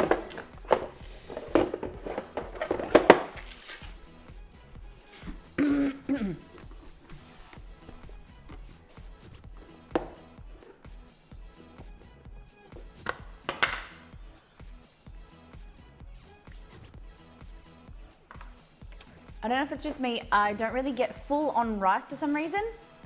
And such as the say me potatoes batata. When you say batata, for me batata is potatoes in Portuguese. What is a batata to you? Beets and such. Okay. With your rice, it's probably like what type of rice do you usually buy? Is it jasmine rice, basmati rice, brown rice? What type of variety are you using and how you're cooking it? Could also be part of it too. Oop.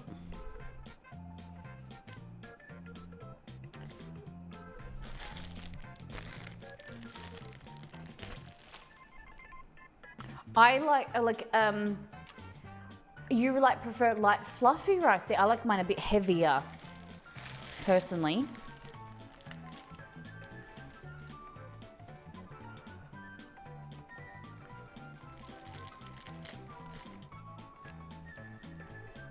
Oop. That. Very nice. Super easy, guys.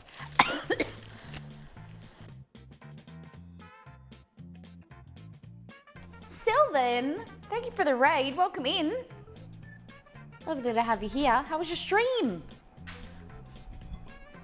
What you been getting up to?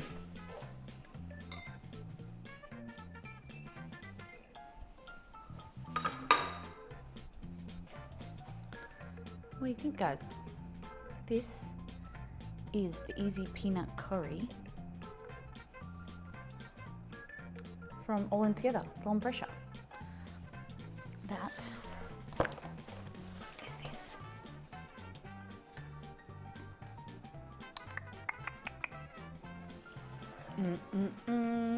Coconut rice, delish. Ended up playing a good few hours of Raft. Oh, how was it? I need to get myself a pressure cooker. Any recommendations? I have a Breville Fast Slow cooker, just the original one, not the Pro, and I think it's fantastic. A lot of the community have different ones, different price ranges. You can grab from Big W, I think it's called Contempo, and I think that's one Kate has and she likes it. She thinks it's fantastic. The Instapot has good reviews as well, but I like the Breville one. Who has a pressure cooker in chat? What and do you like the brand that you have? It's so hot. Oh my god, it's so good. Especially when it's cold outside. Hey Google, what is the temperature in Mandurah? Right now in Mandurah, it's 12 degrees. Hey Google, what is 12 Celsius in Fahrenheit? On the 29th at noon in Hey, Mandurah, Google. expect a temperature of 15. What is 12 Celsius in Fahrenheit? 12 degrees Celsius is equivalent to 53.6 degrees Fahrenheit.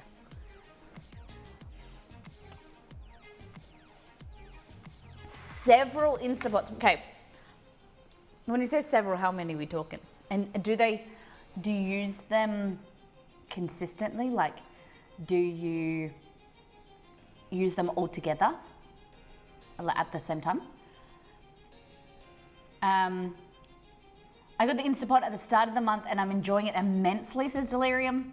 I'm looking at getting one with my tax return. Fabulous. We have an Instant Pot and haven't had any issues, says Royal. Okay. I've heard good things about the Instant Pot. This is so good. Yum.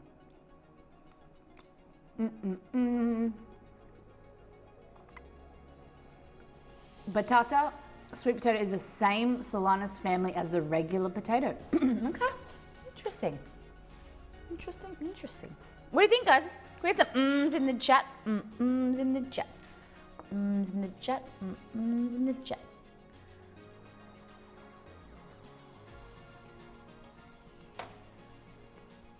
Yeah. What do you think?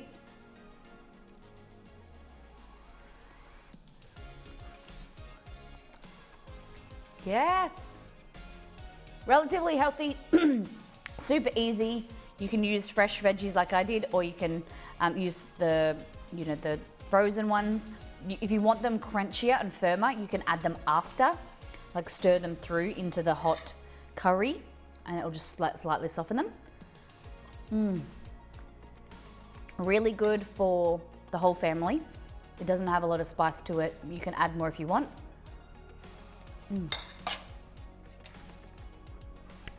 Yep, a 6-quart is the go-to. 8-quart for larger meals on something like an Indian or Asian weekend. I have both pots running. Wow, I love it. Wouldn't mind a third smaller one. How big do they go? This is 6 quarts, I think.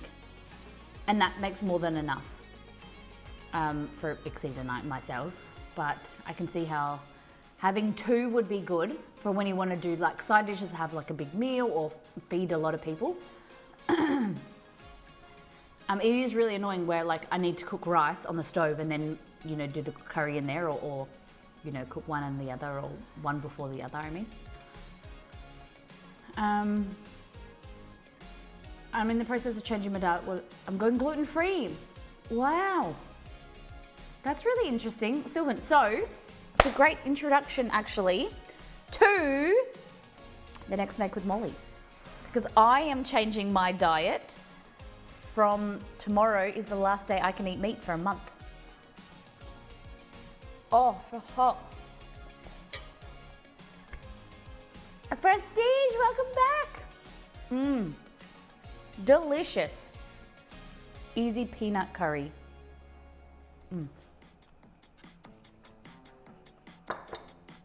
I bought a second pot to do rice than the main meal, and I have to empty the pot. That's a good idea.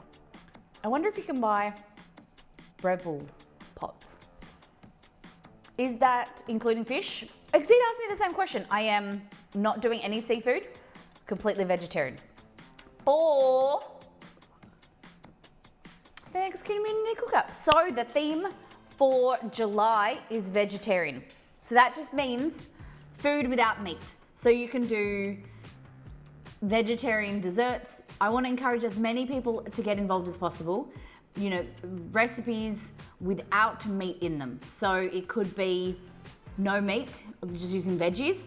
It could be plant-based alternatives like tofu or plant-based chicken and things like that. We want to have a lot of fun in the next month. And I want to be able to get, potato salad. Yeah, of course.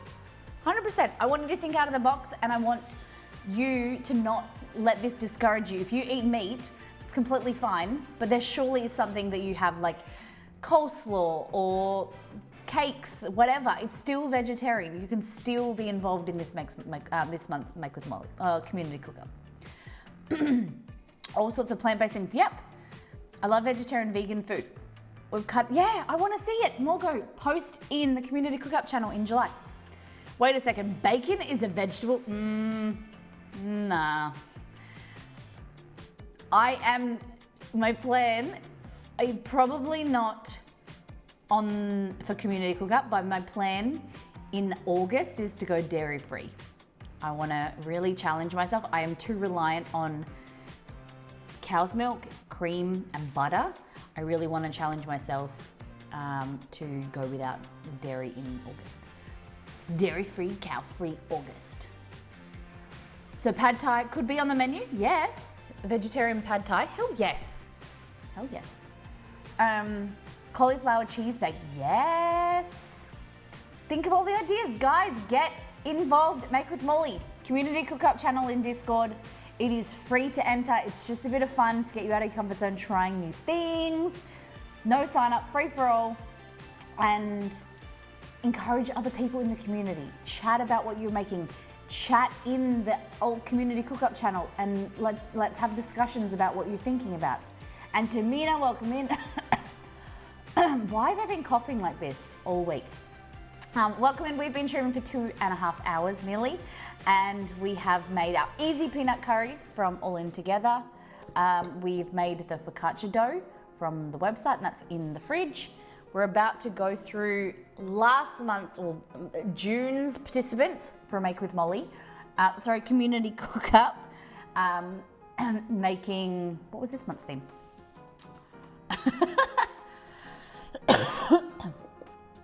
Look at all these people that have been involved in the community cook-up. Look at this. Claus, Beware, Delirium, Wolf, Matala, Margot, Anika, Kate, Lord Shaddy, Cupcake Cannibal, and Stace. These beautiful people. You can be up there for next month if you get involved in Vegetarian Month. Beautiful people. Thank you everyone for getting involved.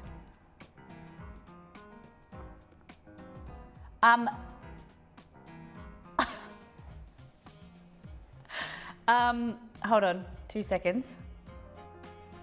Where's my mouse? You guys can't see it.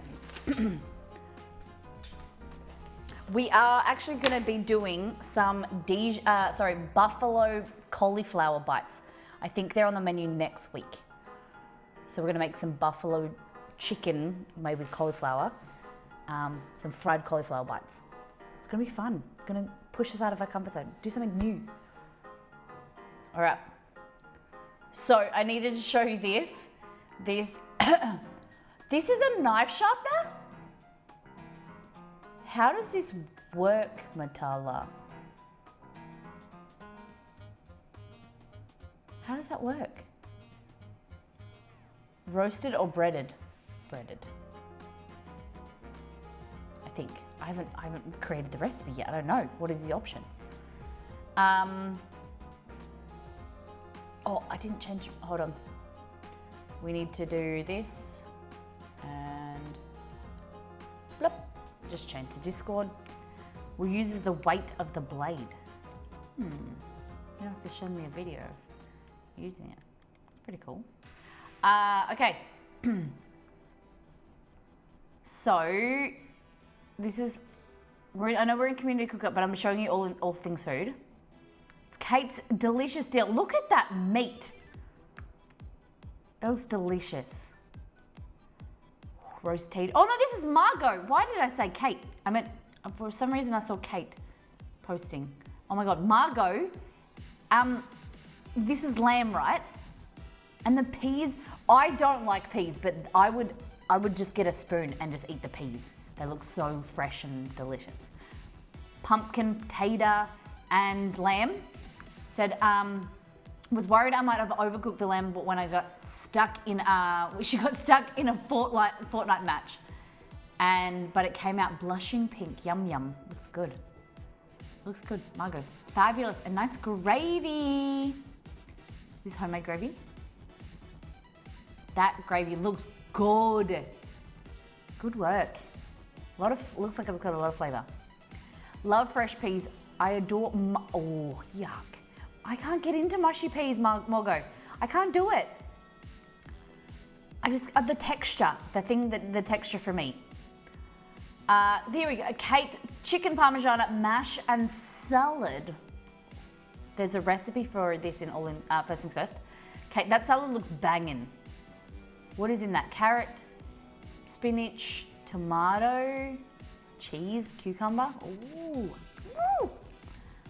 Liz Alicious. It's not a lookup, but at least it tastes good. Garlic, coconut, tomato, shrimp stew over rice. That looks delicious. I don't know what she's saying. I think it looks good. Yum. Roman made burgies. That is a looker. I agree. Peas to me are just not it, especially minted peas. Hey. They're not the best thing, but they're pretty good. They're okay. Claws and Whiskers, killing it with the sourdough banana bread, slaying the game. Nice thick cut. You're gonna tell us your secrets. Claws and Whiskers looks good. Shady was showing a picture from Adam Lou. I'm gonna say Lou. This was ham and pineapple pizza. Then Antamina, butter chicken with garlic naan. This is good takeaway. God damn, that's good. Yum. Cadmus. Cad's on holiday in Hawaii at the moment. Hey Google, what's the time in Hawaii? The time in Hawaii, United States, is 4:33 p.m. on Tuesday. Look at that. He's living a hard life. He's taunting us. Molly made this the other day, fairly sure I forgot to post it. Cheesy chickeny, gluten-free pasta that I had to fight for because she was gonna throw out with some crumbed pastry sheets from the vanilla blocks. Okay. How about, I don't know about you, but gluten-free pasta is usually pretty crappy. Hey Hifi, welcome in. And the gluten-free pasta is pretty crap. My sister-in-law gave us 2 packets, and I was like, we're never gonna eat these. XC was like, yeah, I'll eat them. And I'm like, no. And then he was like, put them in the drawer and we'll eat them. And so then he was like, I wouldn't say whining, but he wanted pasta for 2 nights. And he was like, I want gluten-free pasta. Make me the gluten-free pasta. I'll eat it. I made it for him and it wasn't too bad. It's like corn pasta. And I just made it with like a garlic chicken sauce. It was pretty good. Matala made ham and cheese omelets. Ooh, that looks good. Great work, Matala. Gluten-free pastas I've tried, pretty good. Usually the best ones are a mix of different nuts and bean flour. Okay. I tried red lentil pasta, it's good as well. All right, let's go up here. Now, this month's theme was all in together. people making recipes from our new cookbook, and I have to say, that was Japanese.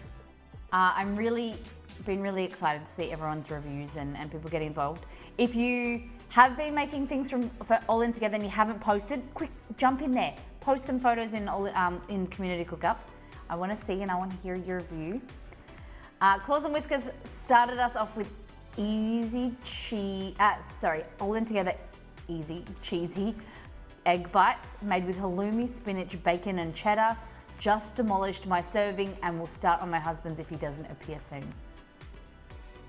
So good. They're so delicious. Really, they're so good. I made them last week and was it Monday? Did we make them on Monday? No, Friday. And they're so tasty. And they're so versatile. You can try them with any flavorings, ham and cheese or spinach, veggies, whatever. Okay, All In Together birria beef. Keeping it simple tonight with a serving with some coconut rice in order to taste the flavors and come up with what deliciousness we are going to come up with for the rest of the meat because we have a lot. So, this is a birria style beef. I call it a birria style because it doesn't have all of the fancy ingredients that are hard to find. It has really simple staples that you can get at your grocery store and it tastes really, really delicious. I finally bought a popover tin. Gonna make some popovers. Ooh, I have never made popovers. Could you make them in a regular, like muffin tray, Morgan? They need like a really tall edge, don't they? Claus and Whiskers, thank you for sharing. Looks delicious. Beware my brain. All In Together baked beans, fried egg for me, overcooked with yolks, but oh well. Scramble for Jay, sourdough toast for both. The depth of flavor is probably what surprised me the most. It somehow has a pleasant acidity rather than a cloying, sticky, sweet American style baked beans that I'm used to. It's going to on rotation. I love to hear that. It is, it's like smoky and slightly sweet, but it's something you can eat a lot of and not be sick of it. And it's not, I don't like the really sweet ones. And it has a slight smokiness, which is really what I like. You having birria beef tonight? Nice. Delirium orange chicken with rice baby, given the seal of approval. This was the pressure cooker. Damn, so good. You did this along with me, right? When I was making it on stream? Yum, fantastic work. Okay, beware my brand, chai spiced rice pudding for dessert tonight. I was full on, eyes closed, swaying in my chair in bliss. This is this one, where you're like, That one? Jay agreed that the flavor was wonderful, but unfortunately couldn't get past the texture, even though I took an educated guess that it would be solid enough for him. He has a strong feelings about, okay, like sticky rice, okay. Wet rice makes him gag. I made it with lactose-free milk, so plenty from me, I suppose. Hands down, my favorite All In Together recipe so far. I wonder if this still stands. It's very yummy. Very yummy. In the breakfast section, like it's rice pudding, it's in the breakfast section, but I didn't know what else other recipes to put in breakfast. So it could be breakfast or it could be dessert. The same way that cinnamon scrolls could be breakfast or dessert. All In Together biryani from Wolf. Nice, looks really pretty, great plating. No review. Oh, did you enjoy it? Yeah, turned out really good. Thank you, Wolf. Nice, looks fantastic. Matala hearty baked beans from All In Together. I think the tin tomatoes had too much liquid in them. So I'm cooking them for a bit longer to hopefully reduce the liquid. My taste is okay for me, but I think would go less paprika and cumin next time. And there will be a next time, but it will be a bit thicker. Fabulous. Yeah, everyone likes them a little bit different. See, it's like the difference was here, Beware's was a lot